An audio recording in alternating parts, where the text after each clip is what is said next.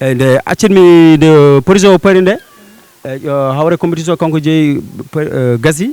une semaine mum l'enfant noir yaltino sonde pigimin jeengol so ɓuuɓi o mbaddami aljanna jeengene ɓuuɓa projet aljanna mo jaltimmo o jeengol so ɓuuɓi o mbaddami aljanna jeengene ɓuuɓa par ce que wonen mbindat mais ganda mbindat ho classe eyyi presque ko torfe o musiɓe ha ɓurti andani hay ko mbindata eyyi so ɓenni ɗon en waɗi heddiɓe ogo wel ala koro mo nanguiri ɗon ko king so ari ga ko ñolo folo mi mbala limde koode ɗe no modou fara man zéro yiɗa nila hande bibji ma mi ɓora champion deguer kecc ornandinam e mabɓe basque goto fling patch saɗa wawi lowde avion pour back to back dañcali paabo ɗe behel mon ko fati sarde dajjiti fouta dajjiti town dajjiti round arti addi torfe ɓerɗe mabɓe enen dajjito noddame tik noddame tak noddame rap caggalam ne tiiɗi pamon kilim wona vontulo min ko won caggalam o teddi eyyi champion deguer kecc hornandinam e mabɓe basque goto fling patch saɗa wawi luwde avion pour back to back eɓe noddame ɗo back to back affaire ɗo concours fawama aɗa dari mboɗa dari daro mbarodiren ɓe garta ha Fouta ga darɗa tan reedu heew ha tan lacciri tan ga en jomum e back to back mbaɗen back to back ta wala oɗo nde yaltide hewɓe mbaɗi paniki hewɓe patini eyyi te fuɗɗaki rawni mi fuɗɗaki rawum eyyi champion deguer kecc hornandinam e mabɓe basque goto fling patch sa fadi ham ɗo ko ga jaltirtumami ɓe meeɗara hawrude yam e damal non jamais kala tappadi am banggue goɗɗo jaltirami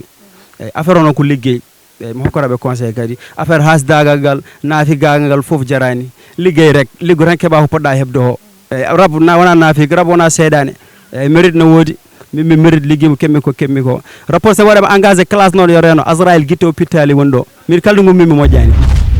eyyi mbewba ko niggadete kanko woni mbewba min mi andinanimo no hay innirde mo neɗɗo wallahi min behel tan mbiyami behel Casamance eyyi presque o hawju boyo o hawju.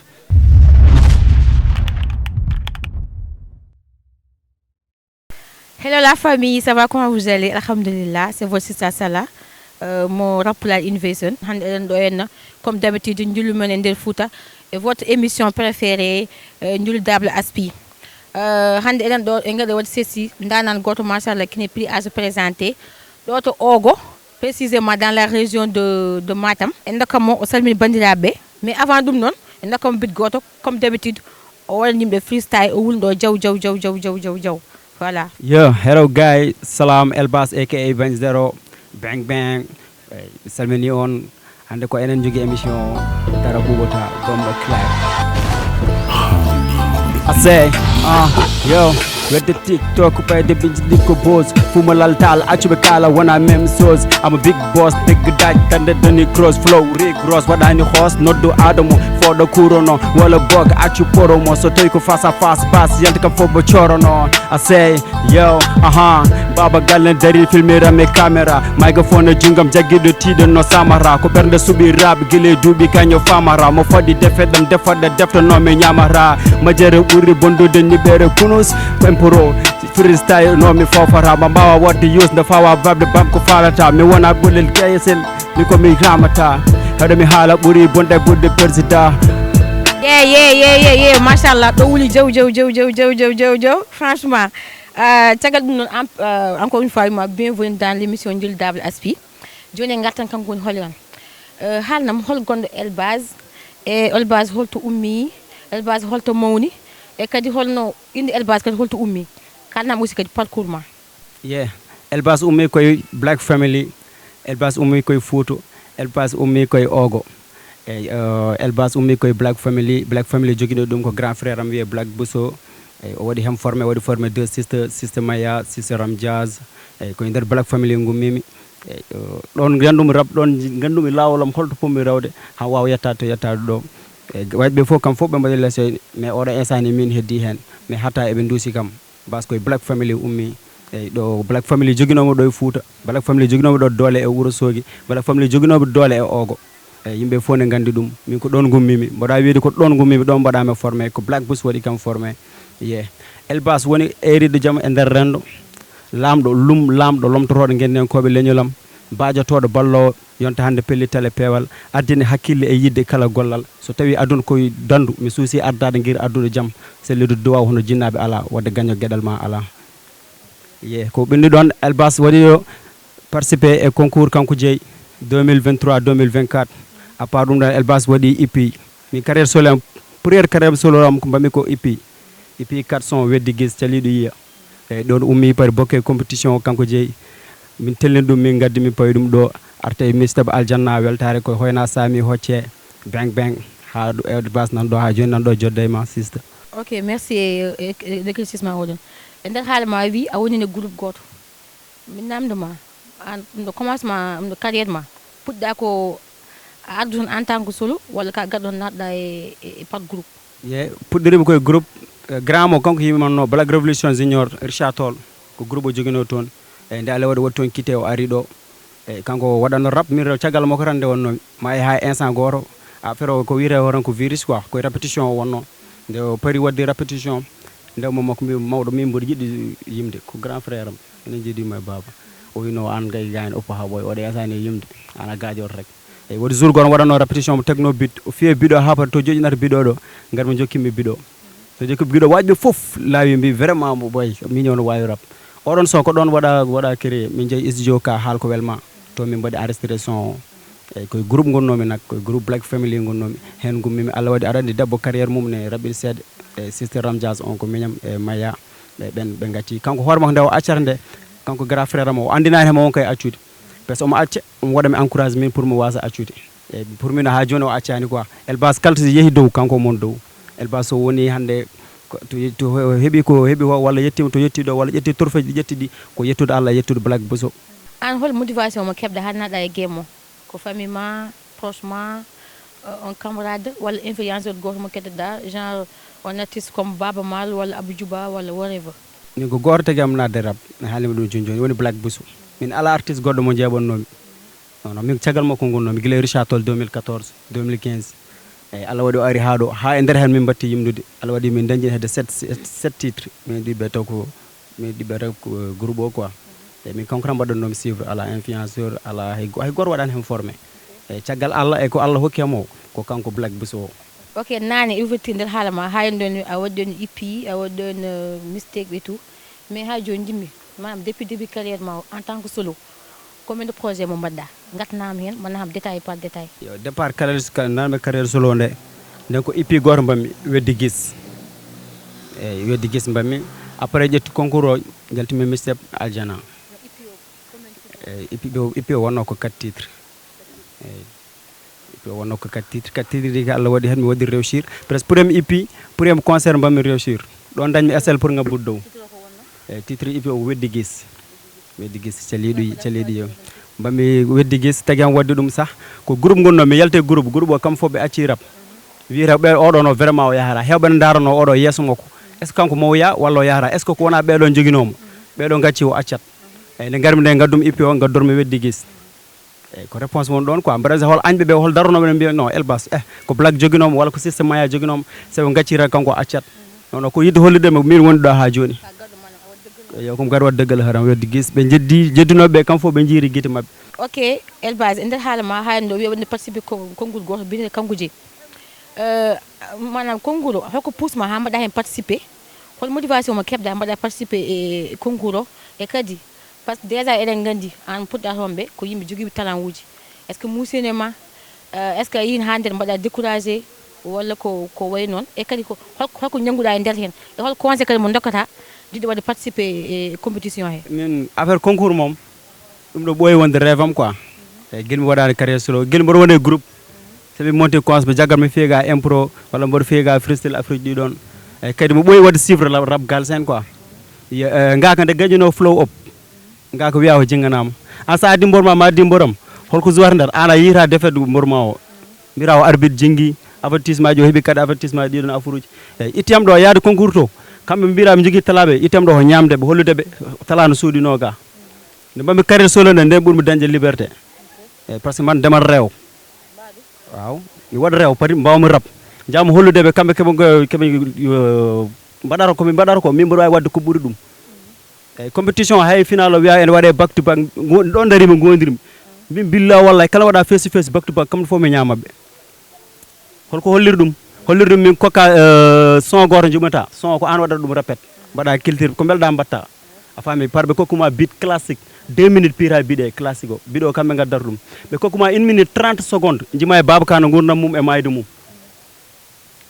nde garmi mi fiiɓe fof heddi bit classique mbimɓe maayi ɗon konngumi bit classique kamɓe fof ɓeɓe daari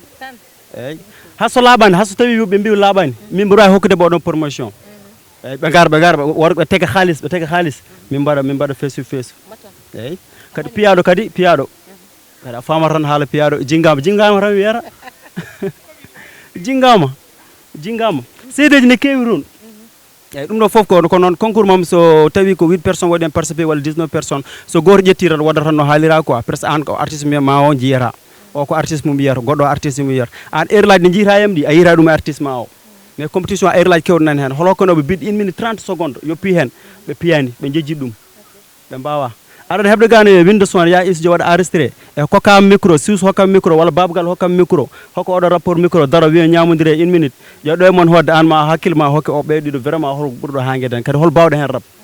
eyyi minen ko rab deggue min mbaɗata guila min naati e rab ha oɗo instant ni min gaccirani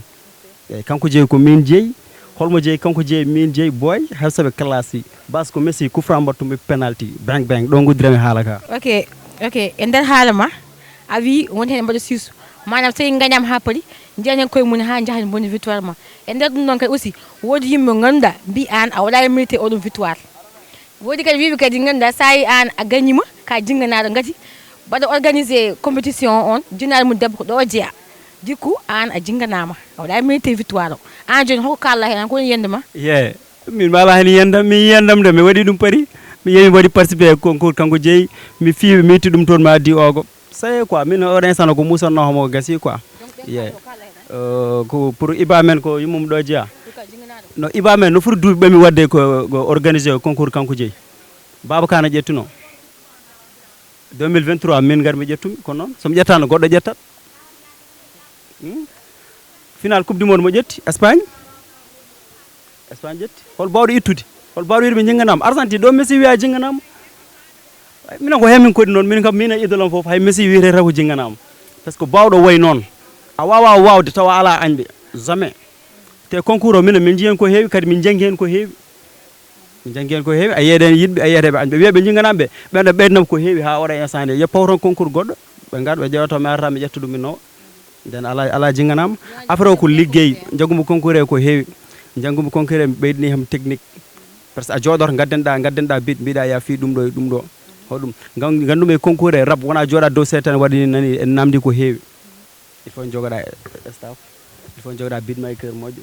jogoɗa ménageur moƴƴo ganduɗo musique a faami ingénieur son ɗum ɗo foof mboɗa wiide concours toon dañmi ɗum e jiɗɗo yaade emo heɓani yaade e baɗɗo rêve mum ene yiiɗi yaade wala héside a yahat mbaɗa participé ko mbawɗa ho mbatta eyyi so Allah waɗi aɗa yaɗa rek a heɓat quoi a faami chance no woodi mais min mi mérite eyyi mamde zir uji iba men wona mamde zir iba men wona mamde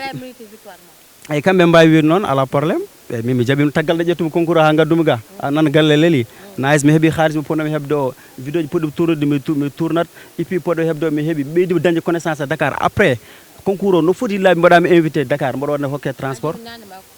ok en parlant de ça compétition hoko wamo apporté manam de ɗum ɗo manam hol avantage mo hokkuma min kam ko kemmi hen o min tan e Allah gañi ɗum quoi e kala gañinoɗo compétition ene andi ko dañi hen ko eyyi min concours o ɓeydini ham ko heewi ko mbimami o ɓeydini ham connaissance e o ɓeydini ham ko dañi hen ko départ ko ganduɗa ɗum ɗo mboɗo wawi hande tournude finde mi tourna clip nden min jogui manque no on moyen quoi ɗum tagui sa heeɓi cuusal walla heeɓi damal pour wadde participer wayno compétition e concours en Afrique ji ɗon en hokkuma ko heewi quoi wona hakkille tan ɓeyduma en hokkuma hay hunde ko boni boni o foof komin dañi kono ɓeydini min ko heewi hande Dakar label mo gommi o hande mi ara mi waɗa enregistré mi yaaha ɗum meeɗi weɓandemi mimi addanno haalisam mi waɗa enregistré son mais ɗum ɗo mboɗo yetta Allah mboɗo yetta compétition mboɗo invité toon concert aji chaque année comme jaade Dakar invitation concert e télé radio ala fof tomo yahani Dakar fof ko compétition hokkema ɗum somi jooɗima ga mboɗo lelen dow daɗɗude mboɗo no min komi rapport kayren ko jingganaɓe a dañata haydara ya wiyaɓe jingganaɓe nde compétition waɗatno nde mboɗo tawa eɓe tawa ko 6 waɗa ko hende concert gayna ho rapport Boy Diallo oɗo nowi ham toon konɗo ménagére mo gayna rapport waɗatno DJ Iba men e DJ Leeri gari ɓe mbiya min jiiɗi wadde compétition kanko jeeyi jiɗɗo bokkude fo yo ar pourtant hol rapport mo gonnunomi ɗo ha heewi jaami bokkumi par DJ Leeri invite min tere fulɓe min jeehi toon ɓeydimi wadde confirmé min oɗo instant mi bokki compétition he gartumi ga uddirinam dama kewɗe hokki ham ko heewi kadi ko cuusalam hokki ham ɗum e wawdemi aɗa wawi leli galle mon haydara heɓata sa wawi a dawat sa fini a dawat mbawa lijjide ko poɗɗa lijjido garta e biɗo mbeɗo mérite walla mi méritani min ko rêve mo en tant que min mi heeɓi ɗum nice oɗo instant ni nice quoi oɗo nice ko heddi ko noon rapport a majjani tan rapport ko hasida a bewnat ɗum ñammina ɗum jarna ɗum kokkoɗa ɗum technique kokkoɗa ɗum connaissance caggal so yiiɗi bose arana wedduma pegoji o jingganama min ɗum musara ham min dardoɗen comme concours quart final demi final mi fiima gara mbiya ko komi jingganaɗo nice liggey ɗum ko liggey a liggoro bawɗo welli jinggande nak sama waji iba men ɗo min gandori mais wona Dakar. Ok joni Elbas en gadane ɗum ɗo goto joni Elbas ona andi kam an a wulinɗo en jaw mi wawi sax tremblement de terre e clip ma goto biyetenoɗo temps ala joni jimmi ko gattana ham e temps ala mbanna ham ɗumen ma décortiquer mesure par mesure ɗum tan cohlumi ganda mo paamani ɓe paama temps ala ko addi on e heewi eyyi temps ala nde gañi compétition kanko jeeyo en gartumi jooɗimi 6 mois eyyi taw koye programme min gonno koye enregistrement ji e tournage clip aji fof min gonno eyyi guel compétition gañimi ɗum noon haapari nde guel nden chaque jour mi yiya classe kesso ɗum ko rapport woni mo bokkumi compétition tappereji kulɗi yaade compétition jooɗi ga rek ne paadi xam nga arsugo tawrama ɗo ɗani arsugo natta e kotol ɗani ɗo a ummoro darnawo tinna leggal ɓanduma ngal ɗeɗa ɓanduma mbawa dañde eyyi temps ala ɗum woni ɗon heɓa noon min somi mbaɗa haala temps ala ko woni hen heewi temps ala wona rapport wona artiste goto kalisa hen non temps o holliri koye mon fof waɗi mesure aji ɗi jeeyi quoi ye holko mbimi holko mbanmi anda ko kewi holmo piimi holmo mbarmi gañgu ngu heewi dekkiti yo holmo mbarmi caggal sa ƴeewi ɓernde muusi rufi barme bamma dañi ko wari ɗum ko haala woni ɗon foɓɓe famde ɓe paami eyyi mi finani mi mahrani mi fina tan classe am classe foti wonde rap mais classe foti wonde dalilu Elbas de hande ko yaltigam mi classe mo xam nga Elgas hande ko waɗi rambala mi classe mo walla Elbas ko yaltindo son ene waso mi classe mo mais pina tan classe an ko langage aɗa langage apparente ka rapide an a langat jiɗɗa ko bose noddam téléphone ko kalna ham mi hokkuma bose comme dab presque mi ɓooyi hokkudeɓe bose mo jadanomi jamma e ñalawma emo kokkannomi sens mum chaque instant ala photo mo ka ɗum ɗo connaissance e Fouta fini kalisam ɗum wona dik temps ala de gom koye job temps ala kokkumoɓe ɗum ɗon eyyi ko heddi ho eyyi tappeteji ngala ɓerɗe l'enfant yawi furtade hoto yejjid ko an o fuɗɗi bunnama heewi kañi ari rambo dañi bone haala moon wonti daari rappular tonami dow mi daro darde safarayi mi daro darde safarayi teddinde mawɓe ƴellitare jamto iwri foof yo ar Allah uddiri arsugaji mbawmo amen Ndiaye heewi bose addi haalis bandigam e Ndiaye mi kolla dokke jiiya kawis nde accitmi nde projet o paari nde hawre compétition kanko jeeyi gasi une semaine mum l'enfant noir yaltini son e pigi min jeygol so ɓuuɓi mbaddami aljanna jeygene ɓuuɓa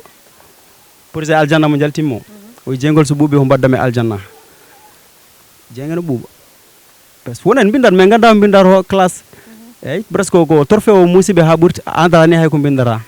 eyyi so ɓenni ɗon en waɗi heddiɓe o ko wel ala koro mo nanguiri ɗon ko king so ari ga ko ñolo folo min mbala limde koode ɗe no Modou Fara ban zéro yiɗa nila hande bibji maɓe ɓoora champion deguer kecc oto nandinam e mabɓe basque goto feeling patch saɗa wawi lowde avion pour back to back dañcali paabo ɗe behel mon ko fati sarde dajjiti Fouta dajjiti town dajjiti round arti addi trophée ɓerɗe mabɓe enen dajjito noddame tik noddame tak noddame rap caggalam ne tiiɗi pamon kilim wona vontulo min ko won caggalam o teddi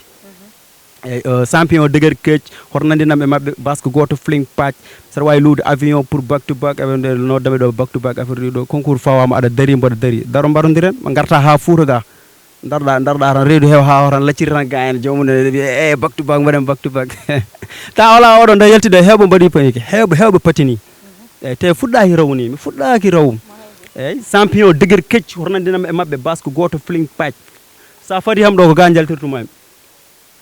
ɓe meeɗara hawrude yam e damal non jamais kala tappadi am banggue goɗɗo jaltiranmi eyyi affaire o noon ko liggey eyyi mi hokkoraɓe conseil kadi affaire hasdagal ngal naafigagal ngal foof jarani liggey rek liggo tan keeɓa ko poɗɗa hebde o eyyi rab wona naafiga rab wona seeɗani eyyi mérite no woodi min mérite ligguima kemmi ko rapport so waɗama engagé classe noon yo reno Azraïl guitte o pittali woni ɗo min kalde gummimi moƴƴani ok mi faami an joni ɗum ɗon oɗon classe wonno ko réplique walla woodi ko musma mo ganduɗa par ce que DG min joddima DG Kirikou mo dañcali par ce que manam affaire nde wonto ummidi parce que kanko wadini fitin kanko e KSP e couple mo goto wadi souligner organaɓe ene beebi an ko ɗum ɗon musma ha gadda mbaɗɗa réplique walla ko hollum ka gadda tan manam walla ka gadda tan awaɗa lancé des pics comme ça temps ala o ko waɗa programme ko ɓooyi par ce que min mi waɗanimo sorale nde yaltimi temps ala ndo e waɗi 4 artistes ɓe jaabimi eyyi par ce que Lil Boy gayan goto Cempeng Lil Boy on bokkuno compétition kanko jeeyi attu jimi classe makko enfant noir jimi classe mum e kanko ɓooyi wonde less omo firo omo mena quoi mais a faami mais rapport no sa wiyama sa ya windu a foti windude ko waɗi fayida min mi waɗi classe temps ala ha joni ala ƴettore ala yimma ni wayi ala rewɓe mon ko ni wayi a faami no ɗum wawa musdemi no ɗum wallahi min wawa musde min ɗum ɗon dillinani kam ni min ko nanmi ko ɓuuri ɗum ɗon bonde eyyi min ko gurma e rab ko nanmi e rab ko mbiyami rab ko min wona ɗum ɗo dillintami no kadi mo nehima o anda ko haalat rek o ala ko windi rek dagui ta ala yaltinde kam fof ɓe majji eyyi affaire o ko en rek eyyi mi ala temps ko son 2 minutes mo jaltimi ɗo no temps ala so ta dañama bone waɗa mbaɗo foof yo taggu bagage mum waɗa préparé eyyi mi ƴettata mi yaltata jamais mi yaltata par ce que galle e oɗo galle no woniri ni e waɗi moƴƴuɓe en waɗi bonɓe e waɗi janggoɓe alquran a faami en waɗi foof bedda noon a wawi wiide juge bedda min mi wawino mbo juge bedda mboɗo wi neɗɗo e wani neɗɗo e wani neɗɗo e wani ala bedda ko jiiɗa hen mandi kadi jogui ɓuurel sangara ne mandila foof ma janggowo deftere naflo alquran ma yi ɗum ɗon wirtuma ɗon par ce que a wawa juge bedda a wawi mo fo e wani kanko noon o yiɗiri waɗir rabbere makko yo waɗir noon e liggey ko liggey rek pour conseil kadi hokkudeɓe conseil pour en cas o quoi saɗa winda a andat ko mbinda o enen kilkiti men jaɓani ɗum enen fuutankoɓe en jaɓani ɗum ay sa yalti gam seeɗa yimɓe foof kaydat banggue nodduma banggue ɗum ɗo holto namde presque o ɗum so yummiraɓe men so dawi ɗo kañum pottata Wourossogui yummiraɓe en so mayde waɗi ɗo dañcali horo Allah waɗa walla oga walla sankari waɗi ɗon ko yummiraɓe men pottata ɗon wadde minen jeunesse o min ɓuuri andu ƴewde komin kaali rap no wawi wonde bondinede wawi wonde min ɓuurɗomi bondinede monde he ala ɓuurɗomi ŋaɓade ala min mboɗo andi no bindiremi ƴettore mboɗo andi no ƴettortomami eyyi ƴettore masque an mo ƴettimo an tan andata mi ƴettimama a faami eyyi ko heddi ho ɗum ɗon ene moom culture mon namda e ɗum quoi min oɗon rap façon rap mi waɗani ɗum mais min mboɗa beppinde MC ha jooɗo yeede quoi eyyi wona wasade nab mi wawa ɗum omo andi ham mboɗo andimo min mo nehi mi wawa wadde hunde ha musami omo andi ham mboɗo andimo mo nehmi wawa wadde hunde ha musami eyyi min nehimo yaltara ɗo yaltara galle yaltara ogo so yaha essence goto noon so waɗi hol Afrique min bettata ham ko rawandu wawi jogoɗo ɗin jikkuji quoi so goɗɗo wonnama ɗum ma bettam mais kanko so waɗi ɗum bettata ham kadi classe o so kikki muusi min ko classe am muusi Fouta foof classe am muusi Fouta foof eyyi ala foof mo jaaba e classe he goto nam ko mbimi Linguére Matam Dakar Touba convoi e nder Sogui ogo jeeri rab no wuura mi ƴetti torfe waɗi convoi Wourossogui ogo eyyi mbiyomi haaldu sees ustu bala ko beheli Casamance mais ala talent ɓawlune jeese nde wonno haalis ala Égypte wali wayde final Sadio Ahmed Salah ko mbewa Casamance quoi en hawjene men tan bonda ga boloji rufa ga barmeji ha o hamga eyyi anda ko haalata ko anda to fowar classe am min o classe am min haydara wawi tentidiyam ko blende wonɗo mbewba ko DG ya TikTok walla nata YouTube mbiya hol gonɗo DG woni mbewa anani DG an direct yima an woni mbewba aha an ba joni paami kilima on jemide mi he mbewa goto nde han mbewba kanko je wadden an wono wi kanko a waɗanimo ɗum ɗo réplique wi a jaabay ɗum musma ko wi organaɓe ho ha gadɗa jaabiɗama par ce que déjà mbewba haali hoore muɗum mbewba han waɗi réponse kanko woni mbewba a nangui mbewba nandimi kilima donc c'est lui ko musma o kala yeah eyyi ɗum ɗo mo mbimi neɗɗo so toñima aɗa wawi fiidemo ha muusa walla piyamo ha muusa tawa ƴetta yummoko tawa wiyanimo hol gueɗe min ala ɓurɗomo hulde hunohu yo muusa mbewba kaɓe yalte kiliɓe minen mbewata jaltimi jiiɗo onmo fof kañum mbewba ni jagguirmi mbewba ko haala rapport il faut jogoye fem jogoɗa style mbewba ba ñamananima haydara mais ma addu tan mbammiɓe vidéo he kamɓe ɓe jokkitiri hakkillaji mabɓe ɓe guindirumi ko décoration ko art mbew ko art clip namdi hunde foof eyyi mbewba ko nigue DG kanko woni mbewba min mi andinanimo no hay innirde mo neɗɗo wallahi min behel tan mbiyami behel Casamance eyyi presque o hawju boyo o hawju rap sa waɗa rap il faut teeya ganda to nanata junggo ma nigue déjà mi haalama concert Safray min jeehi Dakar compétition nde wattede billahi wiya kala jiɗɗo wadde participé waɗa participé billahi wallahi taalayi de carrière mo horom jofti mo so tawi wona gonga omo jodi mbodo jodi DJ Leeri win yidi wadde compétition kanko jeyi o bokkani min gemvira télé fulbe sa naati Facebook Elbas ma yiro forum formako de min gemvira télé fulbe min ngari min dari o jodi mo jodi mi pi émission après DJ Leeri wi a bokko compétition fo yo ar don bokkum compétition o mo dari DG fona télé ngommi DG ar andi mbodo andi ménageur ma na andi presse SD na andi DJ Leeri na andi o bokkani compétition o ummi Dakar o artiga mi yaha mi yaha compétition me ƴetta ngara mbiya aɗa classe donc o waɗi hunde fof ronke musam an jiɗa wi kanko duyi compétition ko yima haw dogi o saɗi waɗi participé compétition he DG a nani DG kiɗi go ani ko wima Elbas wima a yehino ha mbiɗa waɗa bokka compétition he compétition joni noon jiɗama han dogɗa mbaɗa découragé gati kanko wima kanko woni bamma e rab he kanko haalde kanko haali hunuhumo nufuram ɗum noon manda an hokko mbatta hen ko ɓeyta hen an ok Elbas an à part DG manam à part DG an heddiɓe mo ganduɗa par ce que an déjà a fayi ɗum ɗo ma a waɗi créé bif ma ha paari ɓe gadi jaabima hen an ɓeɗon jaabiɓe an hokko jiiɗa hokko woni ndiyande ma hokko mbaɗa wideɓe an jaabiɓe ko mbiyamo rek jeenoɓe son ɓe ɓe so jaabima min mom ala probléme quoi mais ɓe jeeya son jaabiɓe ɓen koto ha horum ko bose tan jiiɗi oɗo instant min joni ko exclure ɓe mbaɗi ham quoi min mo ngabbani hen fof wawa hebde dow mi yeehi ha jimi ɗum ha jooɗi mi jimi ɗum par ce que kala mo ngabbani hen wawa yaade wawa ngabbude dow par ce que ko kemmi o noon mi finanta kemmi ɗum ko liggey hokki am ɗum DG moom min kam so Allah mbiɗani artude e haala maaro ko yidde laɓɓinde rek ko mbimama o dogi o wallahi o dogi omo andi o dogi DJ Leeri so mbaɗe contact e DJ Leeri noddon DJ Leeri mbiyon to on darnanimo o darni Amdi Kana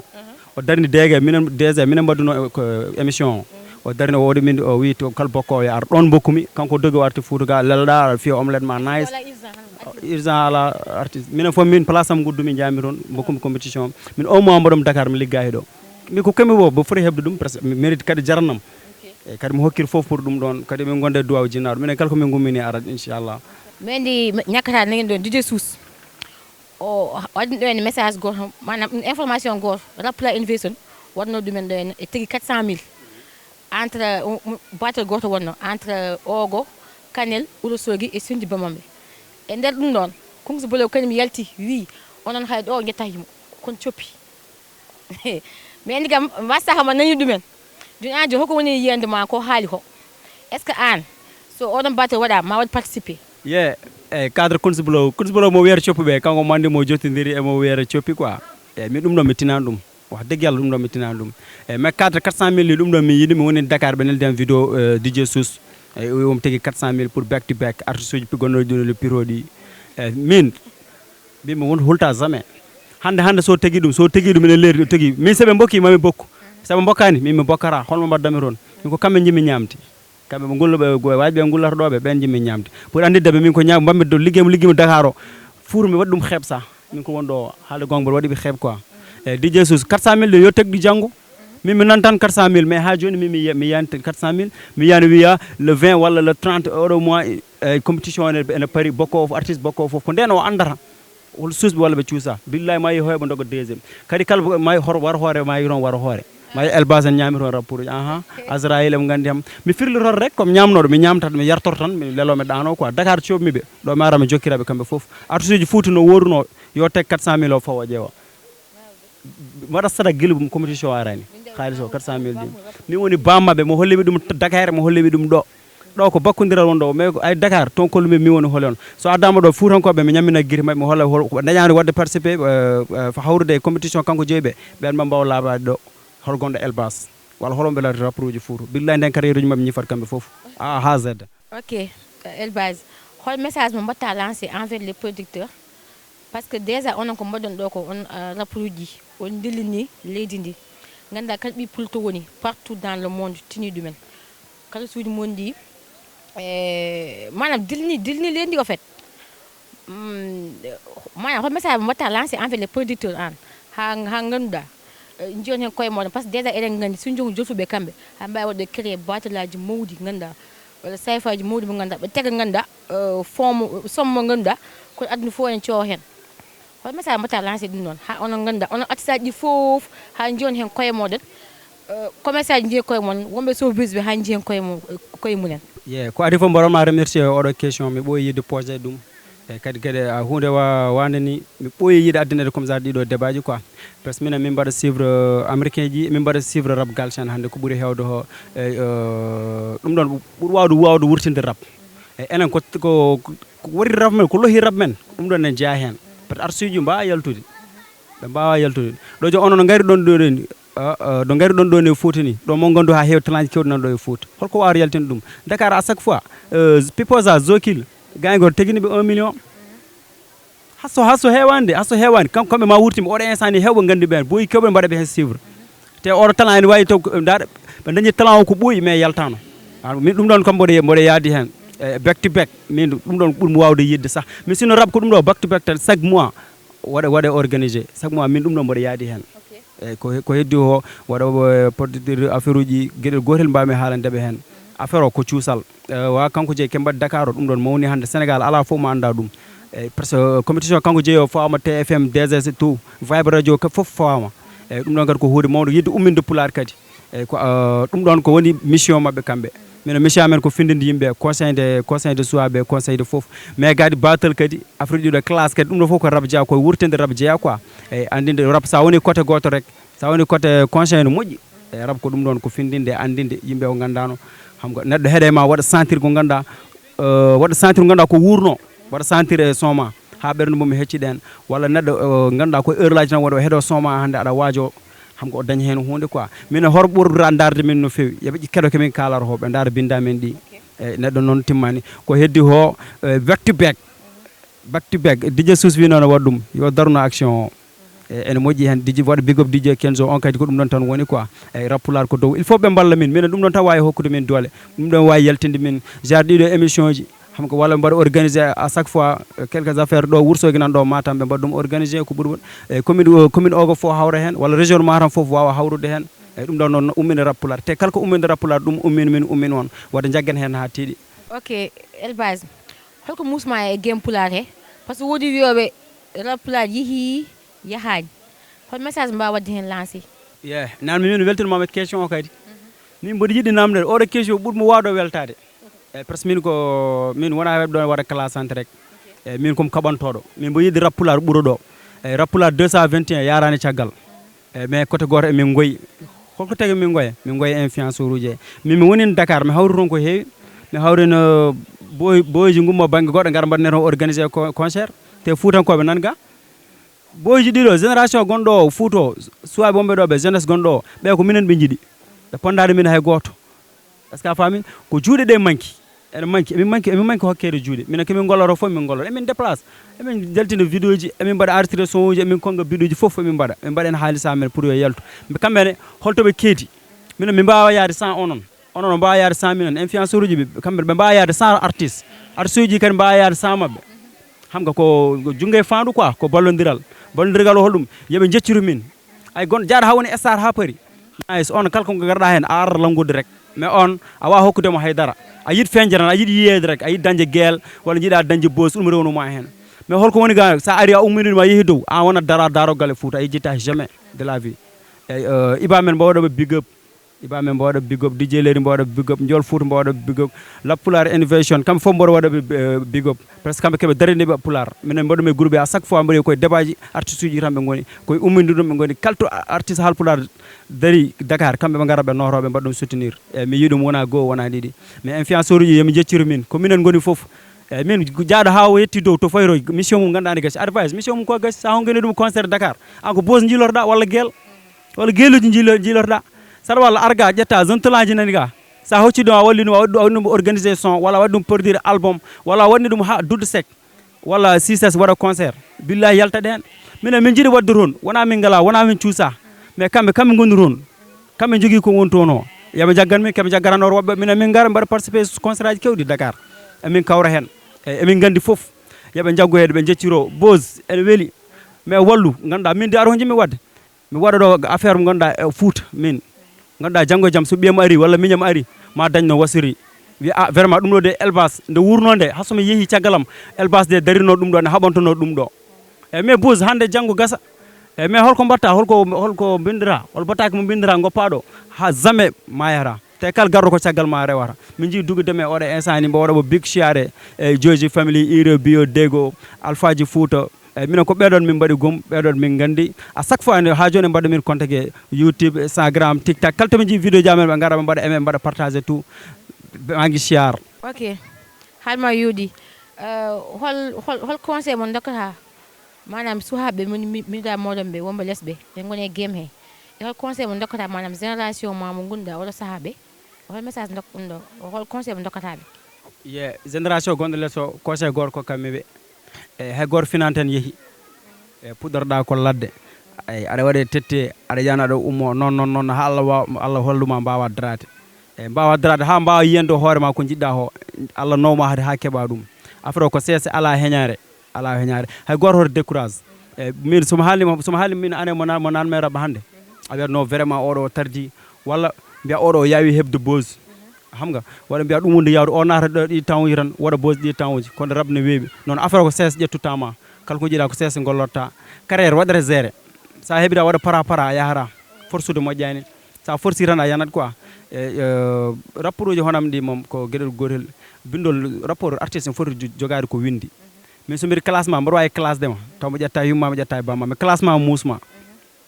an classe ami mi haaldani yumma somi ƴettima yumma mi ƴettima nenam faami eyyi ko heddi ko wasde dañde ko windi rek hande ko windani heewi ayi yimɓe gonde galle kaldata xam nga aɗa yimɓe gone enen ɗo e Fouta enen eɗen jiiya commune o gono wayi commune o nene monsieur le maire aɗa foti wayraɗe ɗo affaire uji président Diomaye nanɗo aɗa haala mum no foti haalede ndiyameji eyyi mette foof ndiyameji nanɗo mbara dande ma yon heewi ndiyam ayi ɗo ogo hooruma yi ndiyam ay laabi ɗi hayto ɓennuɗa ala ɗum ɗo foof ɓe poti waynata ɗum min de ko ɗum ɓuurani ham joɗaɗen wiya yummum kaari ni o yummum kaari ni wayi min somi sohli baba galle direct mbiyami te baba galle somi memi maw andu o ko gorko oɗo jogui technique watta wiwrede yumma en bamma en ɗum ɗo ko ande e wasde dañde ko windi baba galle direct kalami mi waɗa mo wasa kanko foof dow ha less a faami ko heddi o bindol foti windede ka jaaho janggo goppaɗo ka jiɗɗo wontude darogal wadde windu ko selli yimɓe gaari dartino e ma mais holko façon style mo jogotoɗa so génération ari so ƴetti ɗum soma ha yemoɓe jettoɓe soma galle moon hande ala galle ma ala heddora rab soit ɓe garat bultouf e yeeso yumma yeeso bamma e an aɗa jooɗi soma arade waɗi ƴettoje a zonor force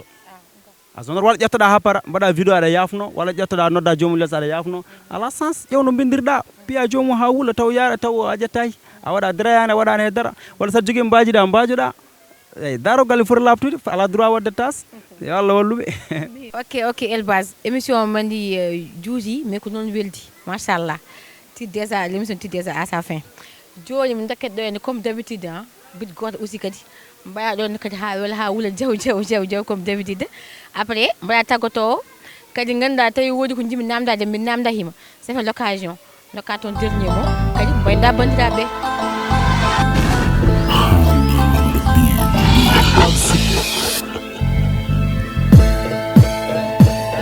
King of the king lamiɗo Fouta lamo teru ɓeyde kasse prix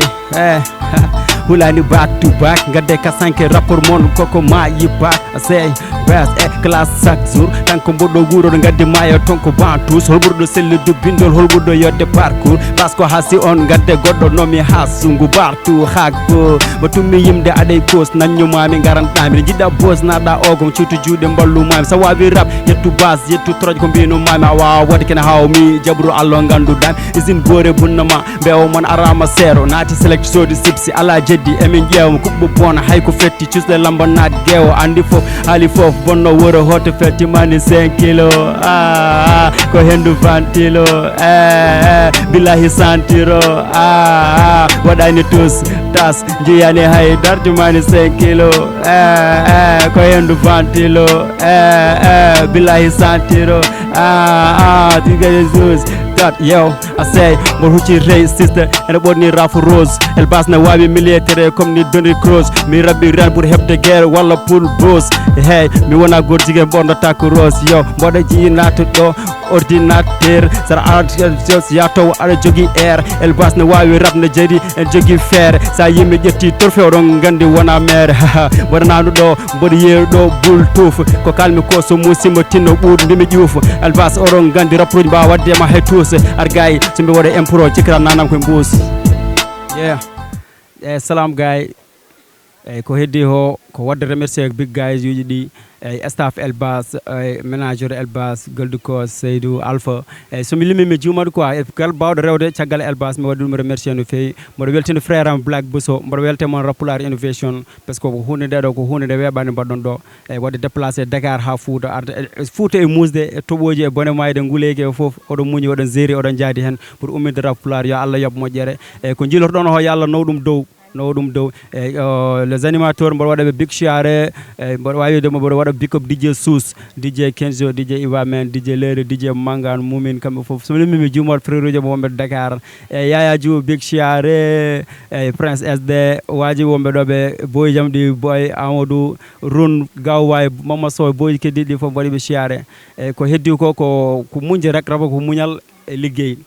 job rek e fay jolfo winom sa liggey sa muñi curki rek a heɓat julɓe ɓe waɗi on big chiare merci beaucoup Bang Bang Bass aka Ben Zero Bomba Clat. Merci merci mon frère. Ça a été un plaisir. Non, l'émission tire à sa fin. Ha joni ngonden koy jullumo nder Fouta. Donc émission men juldal aspi comme toujours. Restez escortés sur notre page aminto TikTok, Instagram. Moi so ngi didi wadde abonné. Rapular Innovation. Voilà. Ça fait un plaisir d'être là, Ogo. Machallah. Encore une fois, merci. Big up.